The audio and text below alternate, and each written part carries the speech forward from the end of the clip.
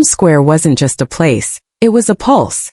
Nestled in the heart of the city, its stone-paved plaza stretched wide, framed by glassy office towers and aging brick storefronts that seemed to lean in, whispering secrets of decades past.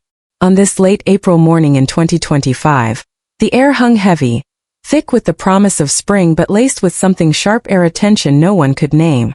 The sun sliced through the skyline, casting long shadows that danced across the concrete like silent witnesses.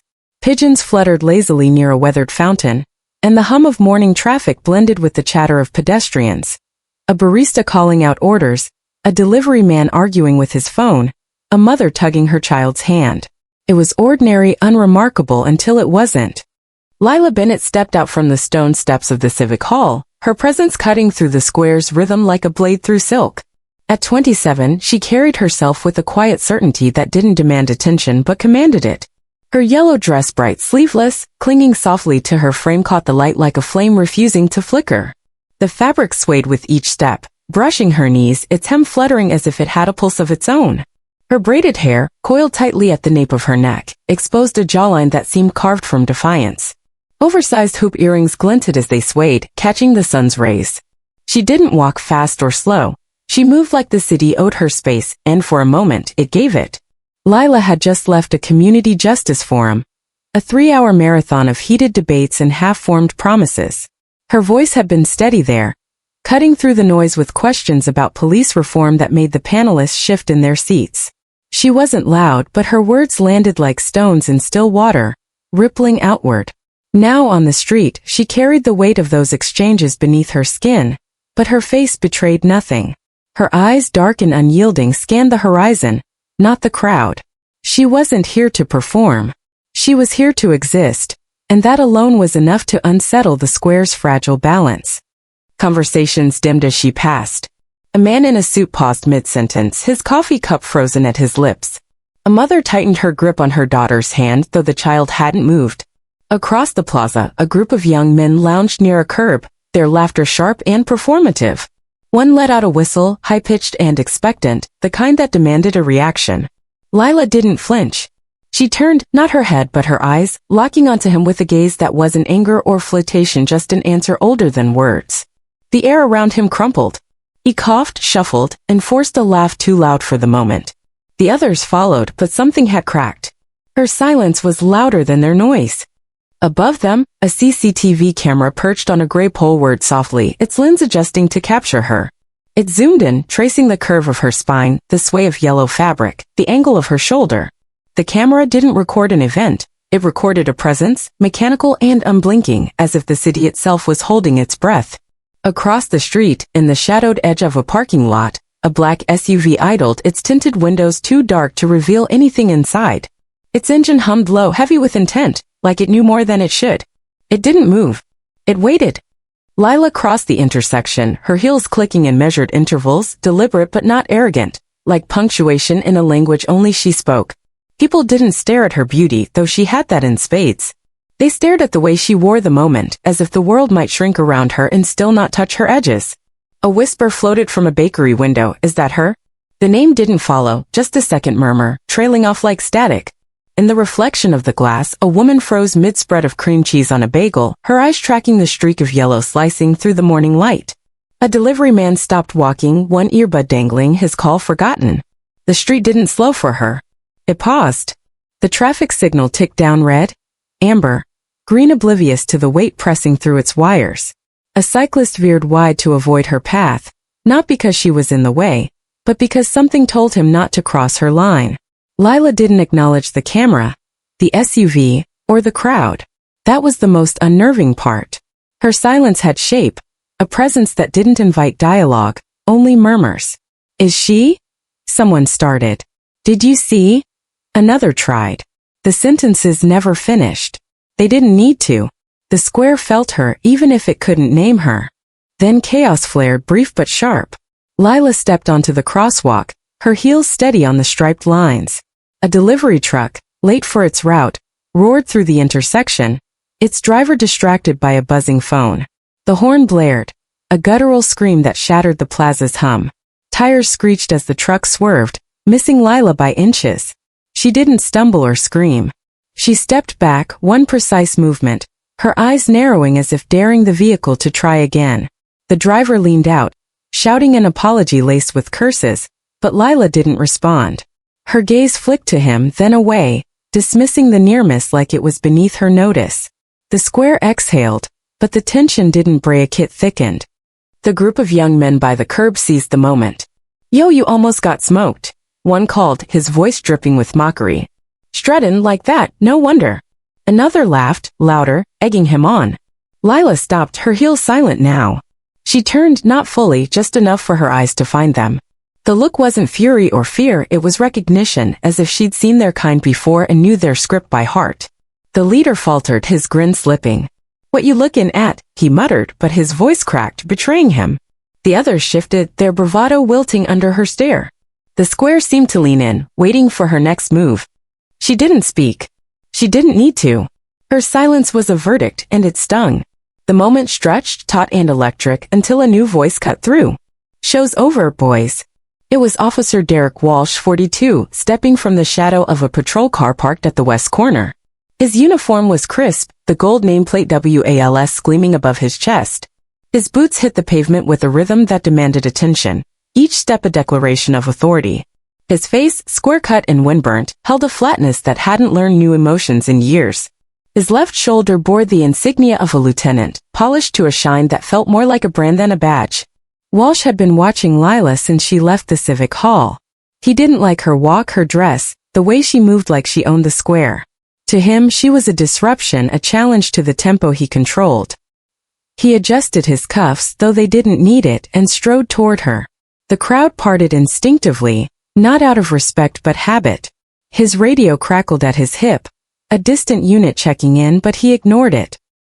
His eyes locked on Lila, who hadn't turned to face him yet. That irritated him most of all.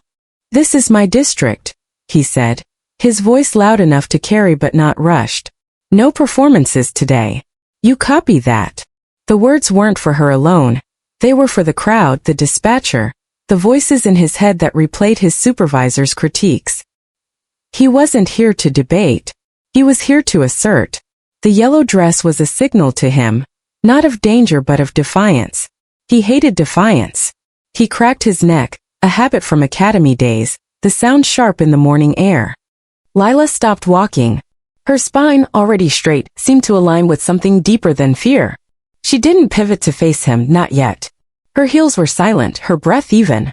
Walsh stepped closer, his boots surgically precise, his badge anchoring his chest like a weight. "Show me your ID," he said, the words flat, barbed, not a request but a command.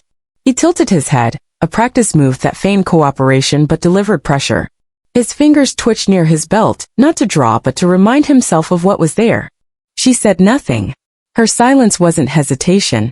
It was clarity, a blade sheathed in velvet. Walsh's jaw ticked, the only sign of tension he allowed. His eyes swept her, not with curiosity but with confirmation, as if she was already guilty in the script he'd written. "Wearing something like that out here?" He spat, louder now, sharp enough to make a bystander flinch. "Who do you think you are?" The square stilled, not in sympathy but in awareness. There's a silence that comes before violence, not chaos but ceremony, and Elm Square had seen this theater before. Walsh's hand brushed his body cam, a deliberate motion. The lens stared outward, unpowered, unrecording. He chose silence, not the kind that heals, but the kind that hides. His stance widened, authority no longer procedural but personal. She hadn't obeyed. That was the threat. Lila's eyes rose, finally meeting his. No flicker, no blink. They collided in the space between breaths, two forces unyielding. Her stare didn't scream or plead, it measured, then dismissed. Not disrespect, but refusal to play his game. Walsh bristled, the way a predator resents not being feared. He leaned in, his shadow creeping across her heels. "You want a scene?" he hissed, venom soft. "You think you're walking headlines?" She didn't answer. Her breath was measured, drawn through her nose, held in her ribs like a quiet protest. The crowd was no longer invisible. Phones lifted, hesitant at first, then bolder. A boy, no older than 17, raised his device, then lowered it, unsure. An older woman clutched her shopping bag, her mouth opening, then closing. The square wasn't a crowd yet, but it was gravity pulling inward. Walsh felt the eyes but didn't care. He stepped closer, too close, not for protocol but pride. His boots landed heavy, territorial. Lila looked up, her chin still, her gaze unshaken. It wasn't a stare down, it was a statement. You can approach, but you will not enter. He didn't see the line. Men like Walsh didn't believe in lines. His jaw tightened, his eyes colder than code. Then a spark. A teenager in a hoodie, emboldened by the crowd's murmurs, shouted, "Yo, back off her." His voice cracked, raw with fury. He stepped forward, fists clenched, his friends tugging at his sleeve. Walsh's head snapped toward him, eyes narrowing. "Stay out of this, kid," he barked, but the boy didn't back down. "You're a damn racist," the teen yelled, his words slicing through the plaza. The crowd gasped, a collective inhale. Walsh moved fast, too fast. He shoved the boy, one hand to the chest, sending him stumbling onto the pavement. The teen's phone skittered across the concrete, its screen cracking. "You want cuffs?" Walsh growled, his voice a whip. The boy scrambled up, eyes wide, but a friend held him back, whispering, "Don't, man, just film." The crowd tightened, phones now a forest of lenses. A woman, gray-haired and furious, stepped forward. "I'm calling my lawyer," she shouted, her voice trembling but clear. Walsh spun on her. "Obstructing an officer? You want a cell too?" The square was electric now, a pressure cooker of rage and fear. Lila hadn't moved, but her presence was the epicenter. Walsh turned back to her, his control slipping. "Comply," he said, low and venomous, "or you won't be wearing anything at all." The words struck like a fist, obscene in their intimacy. Without warning, his hand shot out, fingers clamping the fabric at the base of her back. The sound was sharp, a raw rip that split the air. The yellow dress tore, a jagged seam exposing her shoulder blade. The slope of her skin now bare to the morning light. The crowd erupted. "What the hell?" a woman screamed, her voice high and horrified. "Get off her!" the teen roared again, struggling against his friend's grip. Lila didn't gasp or stumble. Her muscles braced, not from shock but from resolve. Her jaw locked, her shoulders rolled slightly, refusing to shrink. The tear wasn't large, but it was enough of violation in broad daylight, captured by a dozen cameras. From the edge of the square, a new sound emerged, the soft hum of an engine cutting off. The black SUV, silent until now, had rolled closer. Its driver's door clicked open, deliberate, unhurried. A man stepped out, Malcolm Hayes, 58, in a white shirt with sleeves rolled once, his presence as heavy as the plaza itself. His shoes were silent on the pavement, polished to a shine that didn't ask for attention but demanded it. He moved with certainty, not swagger, his eyes sweeping the scene like a general surveying a battlefield. The crowd didn't notice him at first, too focused on Lila and Walsh. But the officers on the perimeter did. A young patrolman blinked twice, muttering, "That's him." His partner's face paled. They didn't move, didn't speak. Malcolm's license plate had already pinged a secure terminal somewhere. A red alert pulsing across a screen. An operative in a surveillance room flipped a switch, his voice flat but urgent. "Level 3 protocol. Civilian presence confirmed." The response crackled back. "Do not interfere. Stand by." Malcolm didn't rush. He walked through the crowd, an unseen corridor opening around him. Phones lowered slightly, not all, just enough to shift the current. Walsh saw him, his shoulders loosening not from relief but calculation. Malcolm stopped 3 paces short, his gaze not on Lila or Walsh but the space between them, as if measuring something larger. He didn't speak. A child whispered, "Is he gonna say something?" No one answered. Then Malcolm's voice, low and textured, cut through the silence. "Do you know," he said, each word deliberate, "whose daughter you just laid your hands on?" The question wasn't loud, but it landed like thunder. Walsh's face strained, his throat working without sound. The crowd leaned in, phone steady now, capturing the moment the square's gravity shifted. Lila stood, her torn dress a banner of defiance, her eyes unyielding. The city held its breath, and Elm Square would never be the same. The air in Elm Square crackled, not with sound but with the weight of 1,000 eyes. The moment Derek Walsh's fingers tore Lila Bennett's yellow dress, the plaza transformed. It was no longer a place of passing glances and hurried steps. It was a stage, raw and unscripted, where history was being written in pixels and rage. Lila stood unmoved, her bare shoulder a quiet rebellion against the violation. Her eyes locked on Walsh with a steadiness that burned brighter than the morning sun. The crowd, once a scattering of strangers, had become a collective pulse, their phones raised like torches in a darkening world. And in that charged silence, Malcolm Hayes's question, "Do you know whose daughter you just laid your hands on?" hung like a guillotine, its blade poised to fall. Walsh's face was a mask of shock, the color drained from his wind-burnt cheeks. His jaw worked, but no words came. His hand, still hovering near the torn fabric, twitched once, then fell to his side, as if it no longer trusted itself. The crowd didn't cheer or shout. They inhaled, a single breath that tightened the air. Phones captured every angle, Lila's unyielding gaze, Walsh's faltering stance, Malcolm's silhouette framed by the black SUV. The square was no longer his. It belonged to her, to them, to the lenses that refused to blink. Jasmine Torres, 32, stood at the edge of the crowd, her camera steady despite the tremor in her chest. She'd been filming since Walsh first approached Lila, her lens catching the glint of his badge, the sneer on his lips, the rip that split the air. Jasmine wasn't just a journalist. She was a survivor of the streets, her scar-wrapped wrist a testament to years of standing too close to power. 3 years ago, she'd faced Walsh at a protest, her camera rolling as he shoved a teenager into a barricade. She'd asked him a question then, and he'd spat a word she'd never repeated. Today she wasn't asking questions. She was building evidence. "This isn't a video," she said into her live stream, her voice low but firm. "This is proof." Her feed exploded, comments flooding the screen. "WTF is this? That's assault. Name that cop." Within minutes her clip had 10,000 viewers, the numbers climbing like a fever. The square pulsed with a new energy. A rebellion born not of fists but of footage. A teenage girl with neon green nails whispered, "Oh my God," her fingers trembling as she hit record. Her friend, a boy with earbuds dangling, watched her screen instead of the scene, as if the glass made it easier to process. An older man, his phone cracked but functional, started a live stream, his voice quavering. "She didn't even flinch," he muttered. "Look at her standing there. That's power." His clip caught the attention of a local news outlet, then CNN, then a civil rights group with millions of followers. A tweet emerged, stark white text over a still of Lila's torn dress. "This is beyond assault. Derek Walsh, badge 41911. It was retweeted 80,000 times in 4 minutes. But the square wasn't done. The teen who'd shouted at Walsh, Jaden, 16, all bravado and trembling fists, wasn't backing down. His phone lay cracked on the pavement, but his anger burned hotter. "You're a coward," he yelled, struggling against his friend's grip.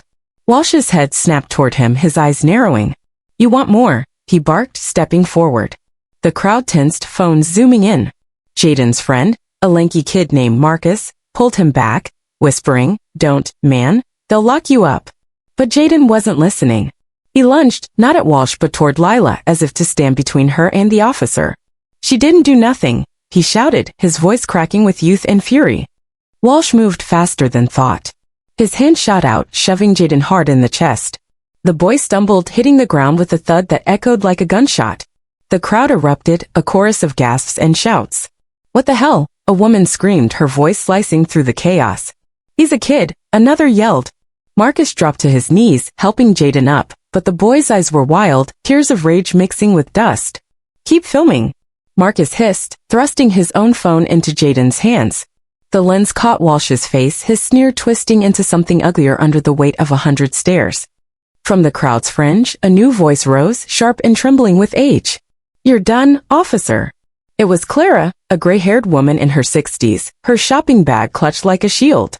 She stepped forward, her phone raised, recording. "I'm calling my lawyer, and you're going to regret this."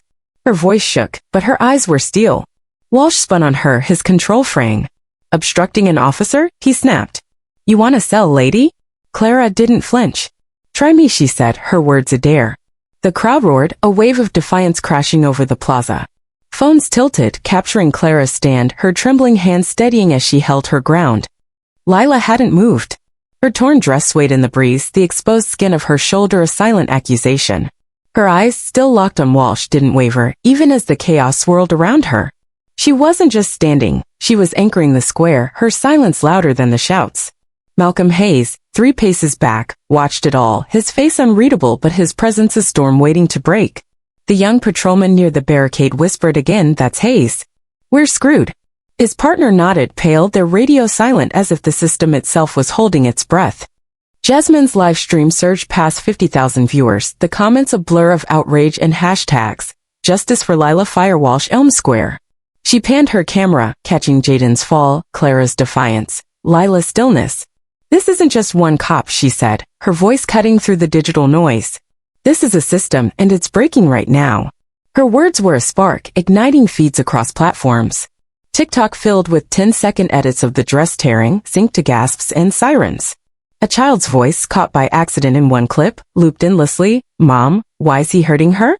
The girl's question cut deeper than any caption, a raw truth that no filter could soften. Across the city, screens lit up. In a coffee shop 4 blocks away, a barista named Tasha set down her milk jug, turning her phone toward the customers.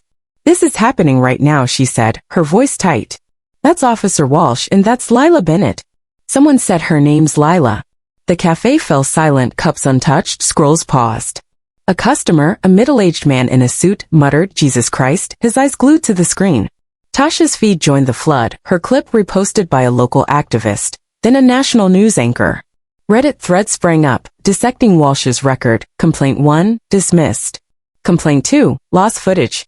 The usernames weren't random, they were lawyers, organizers, ex-cops. The internet was waking up and it was hungry.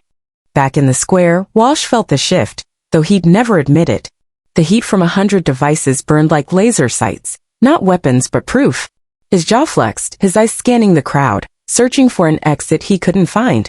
His hand, once bold enough to tear fabric, now hung limp, caught between instinct and irrelevance. He wasn't under arrest, but he was under siege, broadcast and dissected in real time. Lila's stillness was his undoing, her silence a mirror he couldn't escape. She didn't look at the phones or the crowd. She didn't need to. Her power was woven into her posture, a defiance that didn't flex but held. Malcolm Hayes stepped closer, not to threaten but to command. His white shirt gleamed in the sunlight, sleeves rolled once, a man who didn't need a badge to own a room. The crowd parted further, an invisible corridor widening. He didn't look at Lila directly, not yet. His eyes were on Walsh, assessing, measuring, judging. You think this ends here? He said, his voice low, textured with history. You think a badge lets you touch what's not yours? The words weren't loud, but they carried, sinking into the crowd like stones into water. Walsh's throat moved, a dry swallow betraying him. He opened his mouth, but nothing came out. The square leaned in, phone steady, waiting. Then a new disruption. A woman in a red coat, mid-30s, pushed through the crowd, her phone shaking as she recorded. I know you, she shouted at Walsh, her voice raw with recognition. You did this before. Last year, the protest on 5th. You pushed my brother. The accusation landed like a spark on dry grass, the crowd murmuring, phones panning to her. Walsh's eyes flicked to her, then away, his composure cracking. You're out of line, he snapped, but his voice lacked force, drowned by the woman's fury. His name was Andre, she yelled. You broke his arm and you walked away. The crowd roared again, a wave of anger cresting. Jasmine caught it all, her camera panning between the woman, Walsh, and Lila. Her live stream hit 100,000 viewers, the platform struggling to keep up. Comments flew, he's a repeat offender. Check his record. Andre deserves justice too.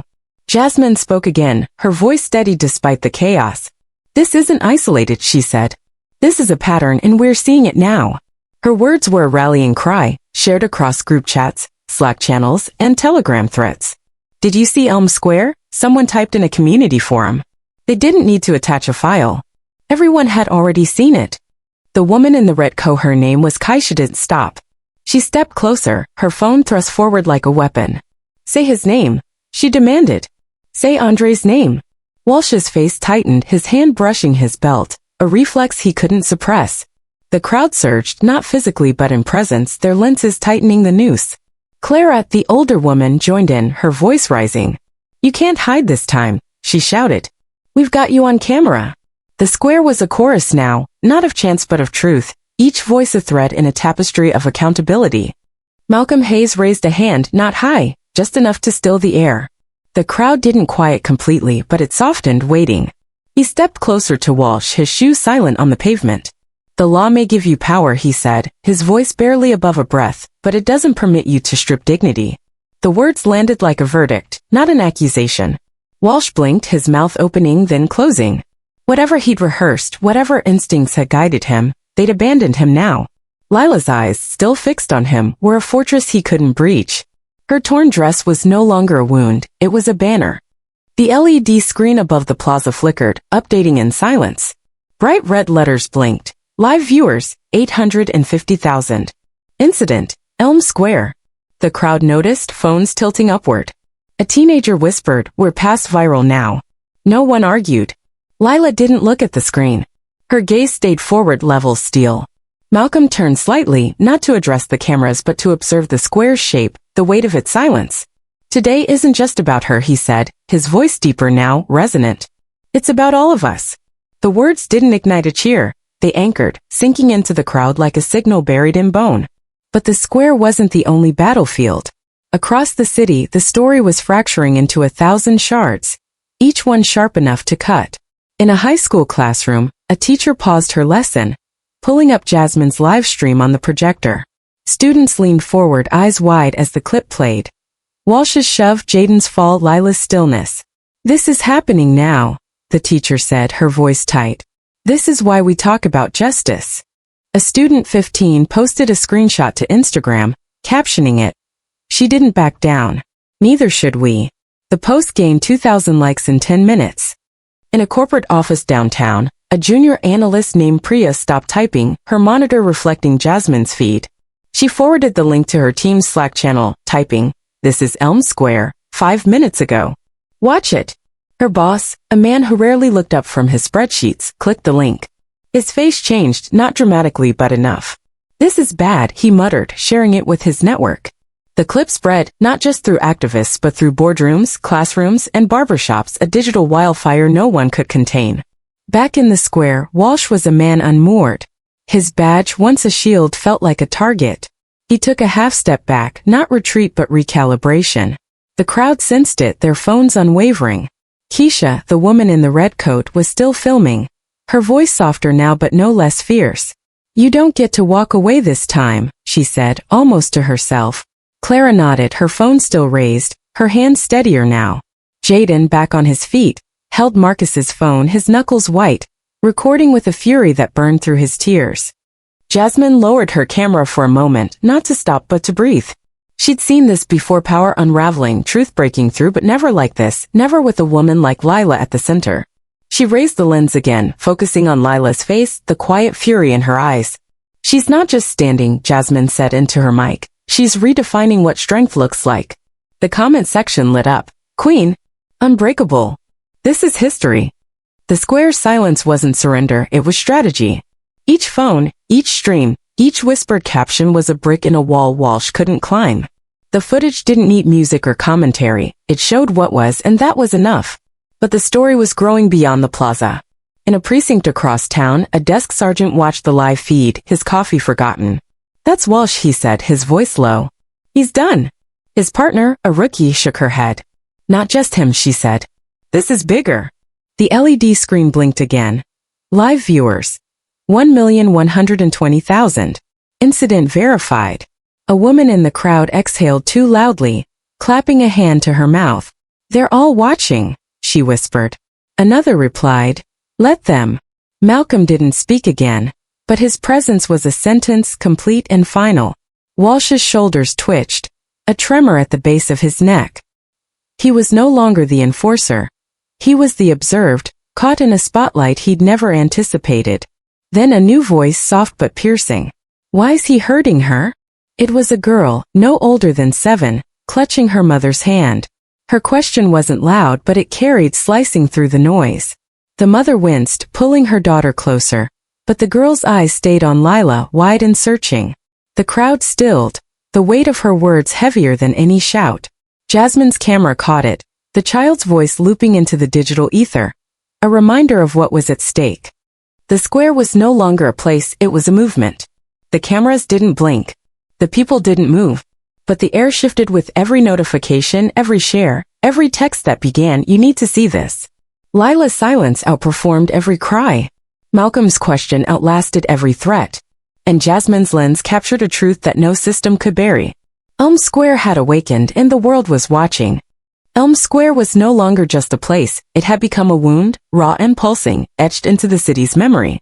The moment Derek Walsh tore Lila Bennett's yellow dress, captured by 1,000 lenses, had fractured the facade of order, exposing the rot beneath. Lila's unyielding silence, Malcolm Hayes' piercing question, and Jasmine Torres's unblinking camera had turned a single act of violence into a national reckoning. By dusk on that April day in 2025, the footage had reached 1.2 million live viewers, a digital tidal wave that no precinct wall could hold back. The square had emptied, but its echo roared, carried by hashtags, headlines, and the quiet fury of a nation forced to look at itself. Now the battle moved from the streets to the system courtrooms, newsrooms, and the shadowed corridors of power where truth would either be forged or buried. Derek Walsh sat in his patrol car, parked in an alley 3 blocks from Elm Square, his radio silent. His badge, still pinned to his chest, felt heavier than it ever had, its gold nameplate WALS sketching the dim streetlight like a guilty confession. His hands gripped the steering wheel, knuckles pale, as if holding on could stop the world from spinning out of his control. The body cam on his vest, deliberately unpowered during the incident, now blinked red, activated by protocol he couldn't ignore. He hadn't spoken since Malcolm's voice had sliced through him, hadn't looked at his phone since it buzzed with notifications he didn't dare open. The square had been his stage, his jurisdiction, but now it was a noose, tightening with every retweet, every clip, every whisper of his name. Across town in a sterile precinct office, the machinery of consequence was grinding into motion. At 3:17 p.m., a secure directive landed in the inbox of the city's police chief, its subject line cold and final: Emergency Action Memo 77C9. The text was brief, its language stripped of emotion. Effective immediately, Officer Derek Walsh, badge number 41911, is placed on administrative leave. A Level 2 priority inquiry is to be launched under oversight from the DOJ Office of Internal Standards. No exclamation, no flourish, just impact. The chief read it once, then again, his jaw tight. He didn't call Walsh. He called his deputy, who called the Internal Affairs Unit, who printed the memo on paper still warm from the machine. By 3:22 p.m., the precinct's hallways hushed, doors tightened, and whispers folded into the hum of bureaucratic dread. Lila Bennett, meanwhile, had left the square, not in retreat but in reclamation. She walked to a nearby community center, her torn dress covered by a borrowed jacket, her heels still clicking with purpose. She didn't speak to the cameras that trailed her, didn't acknowledge the reporters shouting her name. Instead, she sat in a quiet room, her hands folded, her eyes distant but unbroken. Malcolm Hayes was there, not hovering but present, his silence a shield she didn't need but appreciated. "You don't have to talk," he said, his voice low. Lila nodded, her lips parting just enough to exhale. "I won't," she said. "Not yet." Her refusal to narrate her pain was a power few understood, a choice to let her presence speak louder than any soundbite. Jasmine Torres was still working, her camera now traded for a laptop in a cramped coffee shop. Her live stream had ended, but its ripples were unstoppable. She uploaded the raw footage to a secure server, her fingers trembling not from fear but from the weight of what she'd captured. Her phone buzzed with messages from editors, activists, even strangers offering support. One text from an old mentor read, "You didn't just film a moment, Jazz. You lit a fuse." She didn't reply. She opened Twitter, where Justice for Lila was trending globally, alongside Firewalsh and Elm Square. A clip of her voice, "This is proof," had been remixed into a protest anthem, its beat looping across TikTok. She closed the app, her scar-wrapped wrist aching from hours of holding the camera. This wasn't about fame. It was about truth, and truth was a heavy load. The investigation began before the sun set. At 4 p.m., 2 plainclothes officials from the Department of Justice arrived at the precinct, their briefcases heavy with authority. They didn't announce themselves, they didn't need to.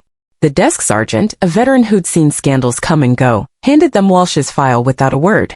It was thick, not with convictions but with complaints, 5 in total, all dismissed or buried. The officials didn't blink. They set up in a conference room, its fluorescent lights buzzing like a warning. By 4:30 p.m., they'd requested Walsh's body cam logs, his patrol records, and every frame of civilian footage from Elm Square. The precinct complied, but the air was thick with resentment, a silent mutiny against the outsiders who dared to question their own. Walsh was summoned at 5 p.m. He walked into the precinct, his boots scuffing the linoleum, his uniform still crisp but somehow smaller. The other officers avoided his eyes, their radios crackling with unrelated calls. He was escorted to the conference room, where the DOJ officials sat, their faces unreadable. "Sit," one said, gesturing to a chair. Walsh obeyed, his hands resting on the table, fingers twitching. "You've been placed on leave," the other official said, sliding a memo across the table. "This is a level 2 inquiry. You'll be notified of your hearing date." Walsh read the paper, his throat dry. "I didn't do anything illegal," he said, his voice low, almost a plea. The officials didn't respond. They didn't need to. The footage was doing the talking. Outside, the city was ablaze with reaction. In a downtown bar, a TV played CNN, the anchor's voice cutting through the clink of glasses. "Elm Square has become a flashpoint," she said, as footage of Lila's torn dress looped behind her. Officer Derek Walsh, now suspended, faces allegations of assault and misconduct. The bar fell silent, patrons staring at the screen. A bartender, wiping down the counter, muttered, "About damn time." A customer, a retired cop, shook his head. "One bad apple," he said, but his voice lacked conviction. The anchor continued, "We've learned Walsh has a history of complaints, all previously dismissed." The bar erupted in murmurs, phones lighting up as people shared the news.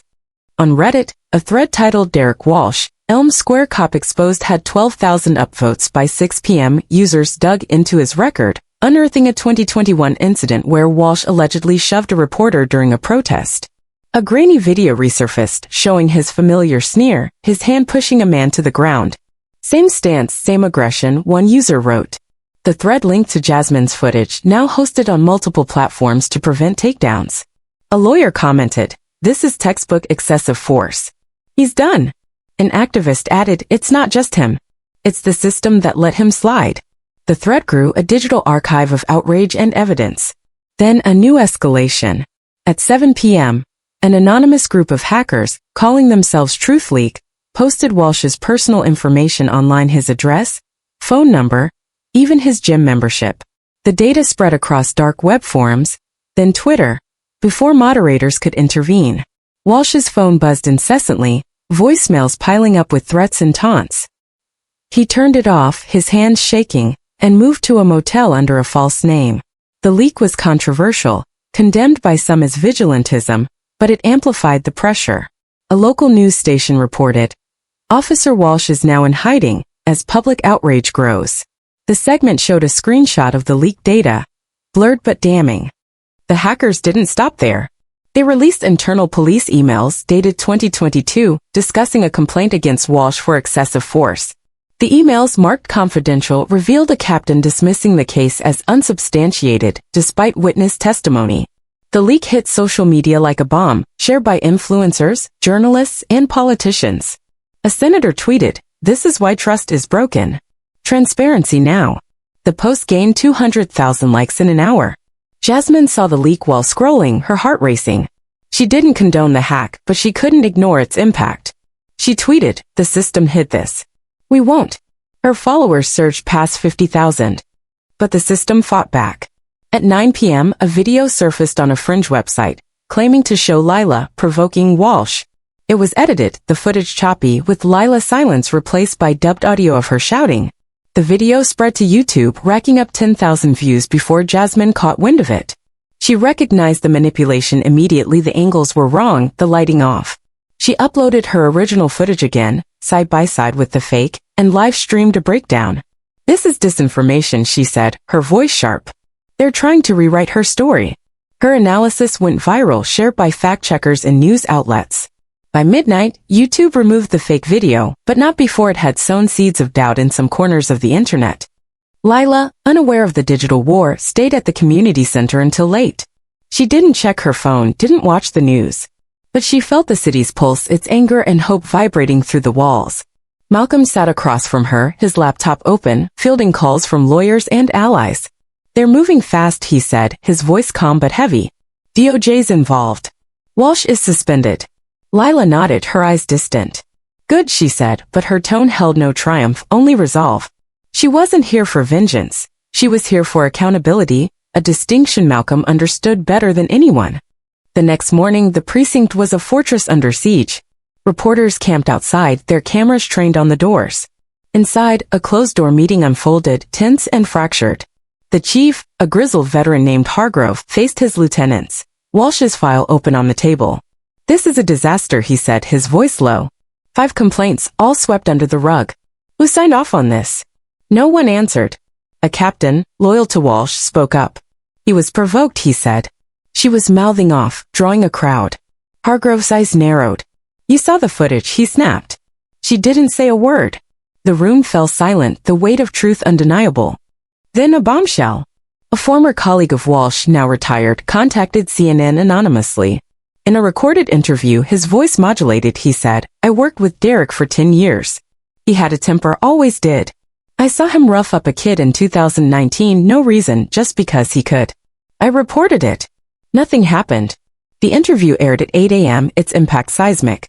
Social media exploded, Walsh cover-up trending alongside Justice for Lila.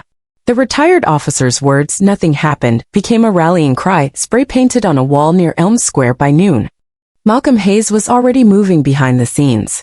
As a former federal prosecutor, he knew the system's weak points. He met with DOJ officials at a discreet hotel, his briefcase heavy with evidence. Jasmine's footage, witness statements, and the leaked emails. This isn't just Walsh, he said, his voice steady. It's a culture. You either dismantle it now or it festers. The officials nodded, their faces grim.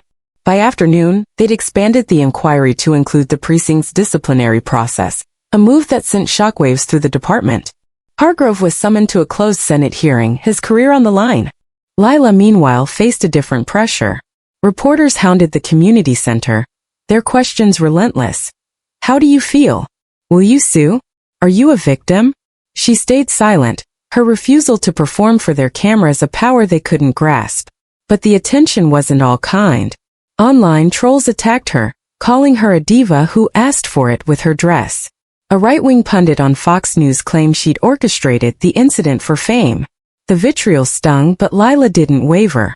She wrote in a private journal, "They want me to break. I won't." Her silence wasn't weakness, it was armor. Jasmine fought her own battles. Her Twitter account was targeted by bots, flooding her mentions with hate. She didn't back down, posting, "You can't scare truth away." She worked with a tech activist to trace the fake video's origins, uncovering ties to a PR firm known for crisis management for police unions. The discovery, shared on her blog, gained 500,000 views, forcing the firm to issue a denial. Jasmine's scar ached, a reminder of her own history with Walsh. She'd never forget his sneer, his word, his power. Now she was turning it against him. The hearing came a week later, in a state judiciary building that gleamed with institutional arrogance. Walsh entered, no longer in uniform, his suit ill-fitting, his steps small. The room was.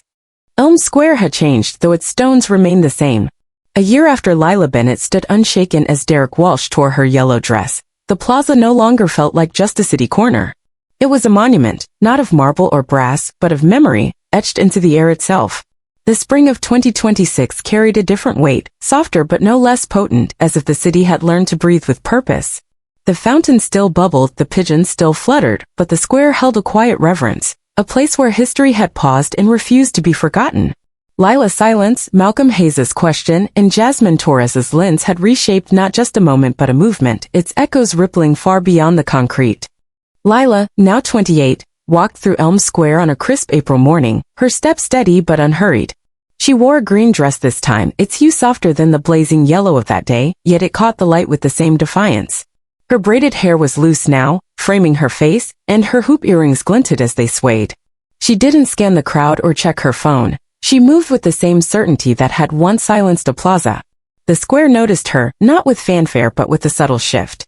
A barista at a nearby cafe paused mid-pour, coffee spilling over the cup's rim. An old man selling roasted peanuts by the fountain stopped scooping, his eyes tracing her outline.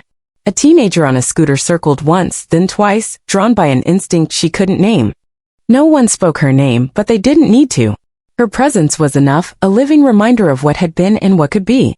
A middle-aged woman, filming discreetly, whispered into her phone, "I saw her once, a year ago. She didn't bow then, and she's not bowing now." The clip, posted to Instagram, didn't go viral, but it spread quietly, captioned, "She's still here." Near the fountain, a small plaque, installed by the city, read, "Public Accountability Milestone, April 17, 2025. It was neutral, bureaucratic, but a single marigold lay at its base, bright and unguarded. A child reached for it, and her mother pulled her back. "It's for remembering," she said, her voice soft but firm. Lila didn't stop at the plaque. She didn't need to. Her stride was the story, her existence the punctuation. The square wasn't crowded, but it wasn't empty. People moved through it differently now, their steps slower, their glances heavier. A street musician by the fountain played a new melody, no lyrics, just a harmony that seemed to follow her steps, stitching itself to her silence. As she passed a police cruiser parked discreetly across the street, the officer inside lowered his window, not to question but to watch. His partner, younger, turned to him. "Should we?" The older officer shook his head. "No need. We're not the story today." And they weren't, because Lila didn't walk to be seen. She walked so others could remember what it meant to stand. The legacy of Elm Square wasn't in statues or speeches. It was in the systems that had begun to bend. Across the country, police academies had rewritten their curricula. The footage of Lila's stand now a required viewing. In a training hall in Chicago, cadets sat in silence as the clip played. Walsh's hand, the tear, Lila's unblinking eyes. The instructor, a woman with 20 years on the force, paused the video on Lila's face. "This," she said, her voice steady, "is where we failed.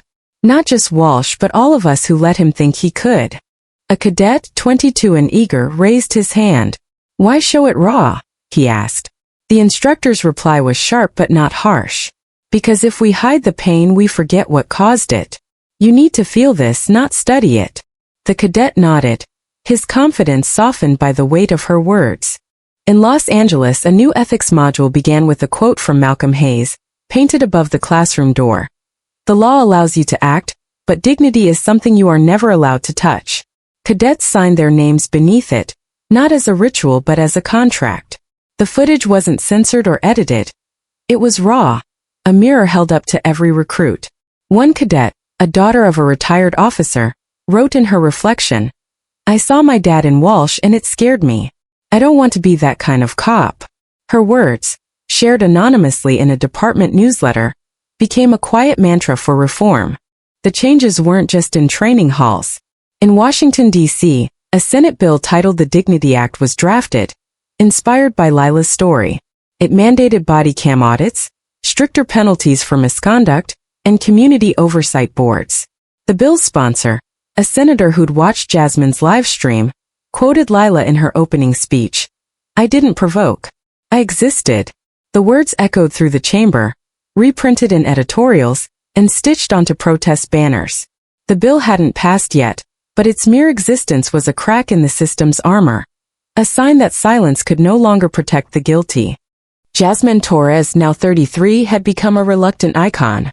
Her footage, her voice, her scar-wrapped wrist had made her a symbol of truth-telling, though she shunned the spotlight. She'd won a journalism award, a glass plaque she kept in a drawer, but her real prize was the impact. She now ran a small media collective, training young filmmakers to document injustice. In a workshop in Atlanta, she showed her Elm Square footage, pausing on Lila's eyes. "This is why we film," she said. "Not for likes, but for legacy." A student, 19, asked, "How do you keep going when it hurts?" Jasmine touched her scar, her voice soft. "Because the truth hurts more when it's buried." The student nodded, her own camera now a tool, not a toy.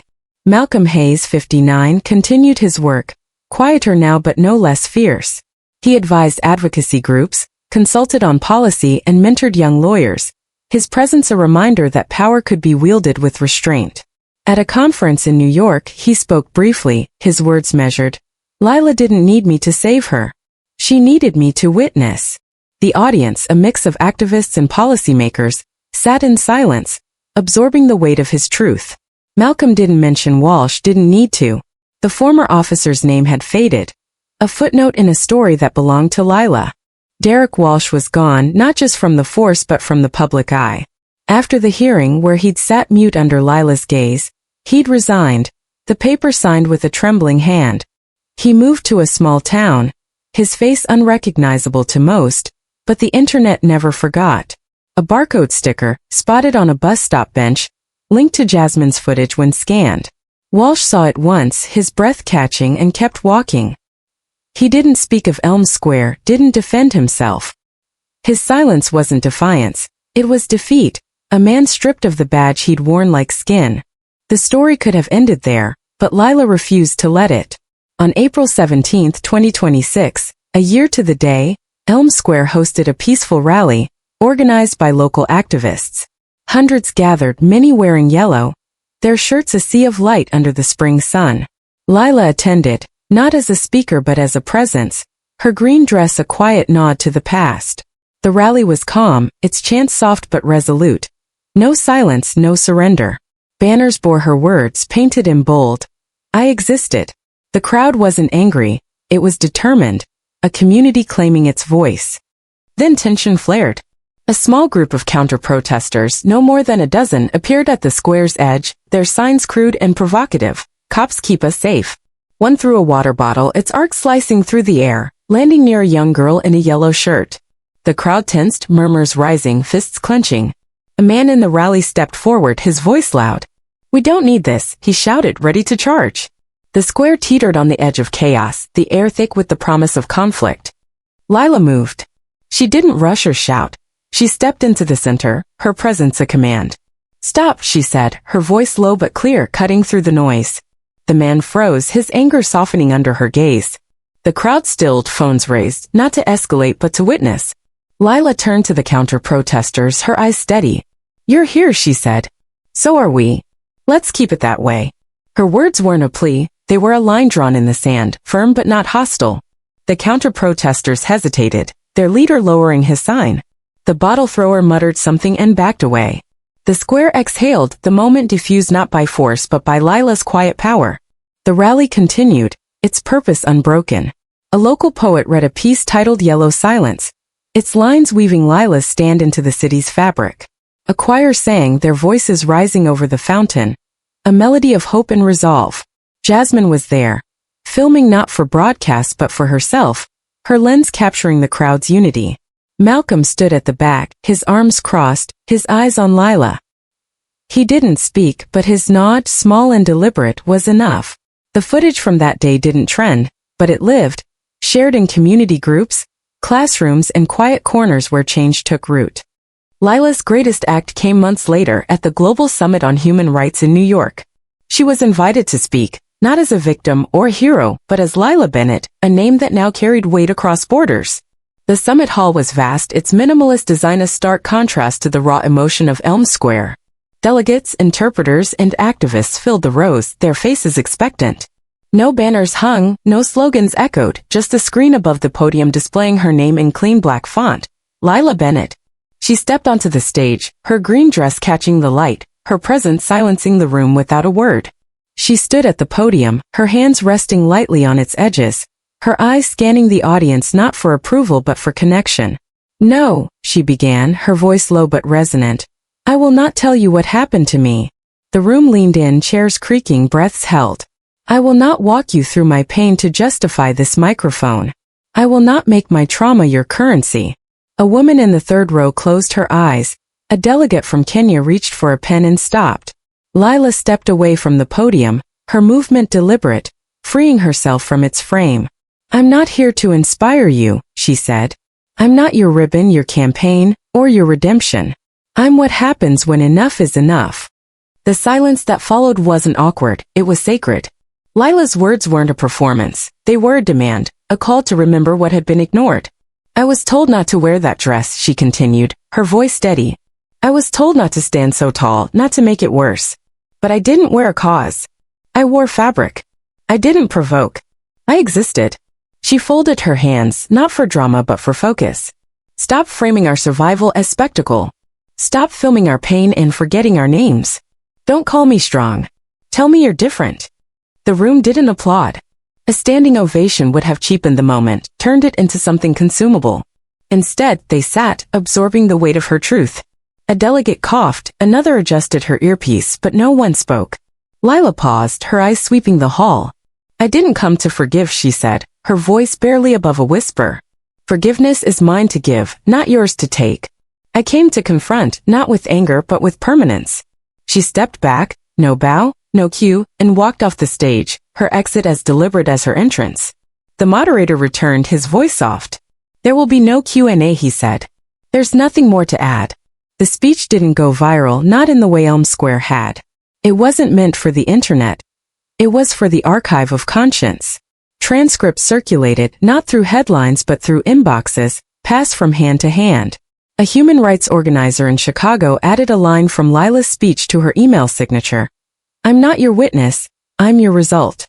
In a Nairobi art exhibit, an installation pulsed with light and shadow, its cadence mimicking Lila's words. The plaque read, "She didn't raise her voice. She raised the bar." In a Portland classroom, a teacher played the speech, then sat in silence for a minute, honoring its weight. A student wrote on her notebook, "Tell me you're different." Lila's legacy wasn't in the spotlight, it was in the small, stubborn acts of change.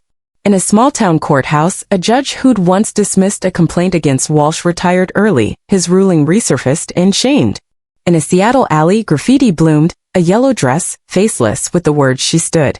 A high school in Miami chalked Lila's speech onto its courtyard, rewriting it after rain washed it away. A children's book, still standing, appeared in bookstores, its cover showing a girl in a green dress, her chin high. The author was anonymous because the story wasn't about one voice, it was about all of them. Lila herself returned to quiet work, volunteering at a community library every Thursday. She didn't speak of Elm Square, didn't correct those who didn't know her story. A child once asked why she wasn't on TV anymore. Lila smiled, faint but real.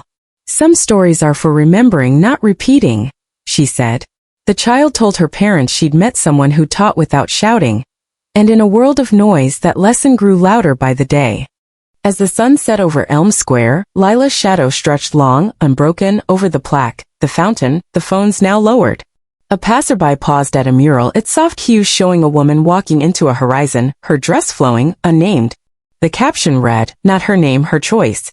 Somewhere a girl stood taller, knowing silence could speak and that no one could touch her without consequence. All right, folks, let's take a moment to step out of Elm Square and into 2025. Yep, right where you're sitting, scrolling, or maybe sneaking this story during a coffee break. No judgment, we've all been there. Lila Bennett's stand, with her torn dress and unblinking eyes, isn't just a tale from a fictional plaza. It's a mirror held up to our world.